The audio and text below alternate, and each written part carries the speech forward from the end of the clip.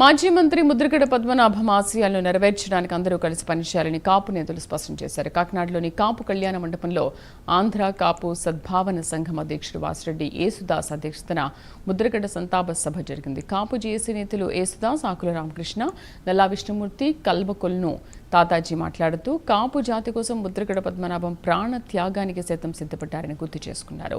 ముద్రగడ పోరాటాల ఫలితంగానే జీవో 30, కాపు కార్పొరేషన్, విదేశీ విద్య వంటి పథకాలు వచ్చాయన్నారు. ముద్రగడ వ్యక్తిగతంగా నష్టపోయిన ప్రజా సమస్యలపై పోరాటం కొనసాగించాలని అన్నారు ఎమ్మెల్సీ తోట త్రిమూర్తులు. ఆయన ఆశయాలను ముందుకు తీసుకెళ్లేందుకు అందరూ కలిసి పనిచేయాలని పిలుపునిచ్చారు.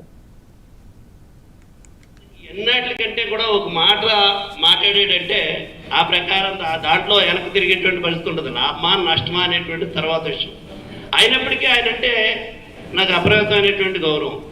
మరణించిన తర్వాత ఆయన గురించి నివాళులర్పించేటువంటి మీటింగ్లో ఖచ్చితంగా అంత నిబద్ధత కలిగినటువంటి విషయాల గురించి మాట్లాడుకోవాల్సినటువంటి అవసరం కూడా ఉంది.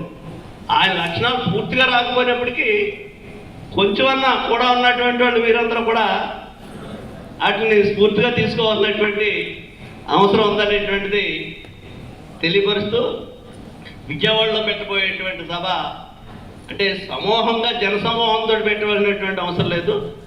బాగానే వస్తారు వేల సంఖ్యలోని.